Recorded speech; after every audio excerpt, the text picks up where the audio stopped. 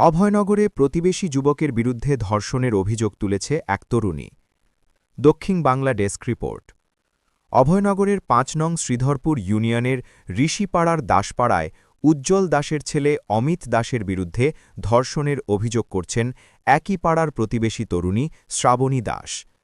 তার অভিযোগ, ২৫ ফেব্রুয়ারি বুধবার দুপুর ১টার দিকে ফাঁকা বিলের মধ্যে একা পেয়ে তাকে জোরপূর্বক ধর্ষণ করে অমিত। তার ডাক চিৎকারে লোকজন এগিয়ে আসলে অমিত দৌড়ে পালিয়ে যায়। এবারে ওখানে বসে থাকলে এবারে ওরকম মানে মিনিট বা ঘন্টা কি হয়েছে এবারে আমি সত্যি আমার মাসে আসছিল মাসে তাই এবারে কাছে এবারে কাছে চলে পোশাক কাছে কনার কাছে কে বলতে চাই পাশে চল? ওই আসলো অমিত। আচ্ছা, অমিত। এটা বলছি ক্যামেরা কাছে চলে এমনি দেখতে বলছি না যাবো না আমার ভালো লাগতেছে না মাসি মারছে তারপরে আসলো আমার মানে ৩-৪ বার বলছে বলার পর আমি উঠে দাঁড়িয়েছি আমি বলছি যাবো না তোরা যা মানে আমি বাড়ির দিকে আসবো মানে আইটেমের বেলা একটু এই পাশটা বাড়ির দিকে আসবো এবারে উঠে দাঁড়াইছিল মানে ই করছে যে হাত ধরেছে আমার গায়ে হাত ধরে টান কিন্তু চেষ্টা করে নিয়ে গেছে ওই মানে কোষ্টা বই মানে কোষ্টা বই টানিয়ে নিয়ে গেছে তোমাকে? কয়জন কয়জন? একজন ওই অমিত। আচ্ছা, বলো।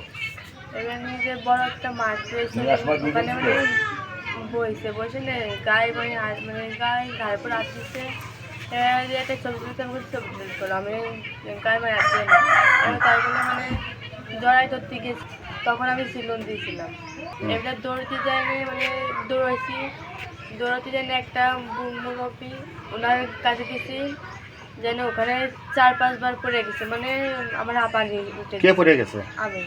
আচ্ছা, না আমার হাঁপানির মতন উঠে গেছিল পড়ে যায়। তুমি ভয় পাইছো আর কি? হ্যাঁ আমি কালকে তো আমার বাঁচান আমার মায়ের ফেলবে তারা ধরলেই না আমরা মাত্র জানাইছি গ্রামের লোকে জানাইছি তারা বললো আমরা বাধা আসি ওই ছেলের বাবাটা জানাইছে ইনি জানা। ধর্ষণের বিষয়ে জানতে চাইলে ধর্ষক অমিত দাসের পিতা উজ্জ্বল দাস বলেন, ২৫ তারিখে ঘটনা ঘটেছে বুঝছেন। আমি যাচ্ছে ঋষি মানুষ তো ওই ভ্যান চালাটা পুজো কাজে বাজার যাবে বিয়ে খাওয়া যাবে এই বিষয়ে করে কাজ করি বুঝছেন। এখন ২৫ তারিখে দুপুরবেলায় ঘটনা ঘটেছে। আমি কিন্তু বাড়ি ছিলাম খুলনার জেলখানা ঘাট পারে ওখান থেকে মনে হয় ২০ কিলো পথ দূরে আছে আমি ছিলাম। এখন বাড়ি আসছে মনে করেন ২৬ তারিখ ১২টার দিকে। এবার যে মেয়ের যে গার্জিয়ান ওরা বলেছে কি যে আমার সাথে গ্রামের যে গণ্যমান্য ব্যক্তি আছে বুঝছেন যারা মাতু বেটে আসছে যারা এদের পরে ভারপ্রাপ্ত দিয়েছে যে ইরা যেটা করে সেটা মেনে নেবো মানে মেয়ের লোক বলেছে। আর আমারও তো বলেছে যে ঠিক আছে তুমি কি করবে আমিও বলেছি ওই কথা তোমরা গ্রামে যা করো তোমরা করো আমি তার ভিতরে আমি আসি। আমরা এখনই বসবো আমরা বসা করে সিদ্ধান্ত করতেছি আমরা। যাদের দিয়ে মীমাংসা করানো হচ্ছে তাদের মধ্যে রয়েছেন ঠাকুর দাস। তিনি বলেন, আমি এই গ্রামে ওই টুকটাক শালীন বিচার করি বুঝছেন। আপনার নামটা? আমার নাম ঠাকুর দাস। আমরা এই বিষয়টা আমি বাজার দিয়ে গেছিলাম আমি বিষয়টা জানি না এখন এই শুনলাম এই ঘটনা ঘটছে এখন যারা যারা জানে এই গ্রামের লোক তাদের নিয়ে আমি বসে একটা আলোচনা করে সুন্দরভাবে একটা মীমাংসা করে দেওয়া যায় না এই চেষ্টা করতেছি আর কি। ওখানে মেয়ের কাছে আমার জবানবন্দি নিতে হবে আমি তো মেয়ের সাথে কথা বলিনি বুঝছেন।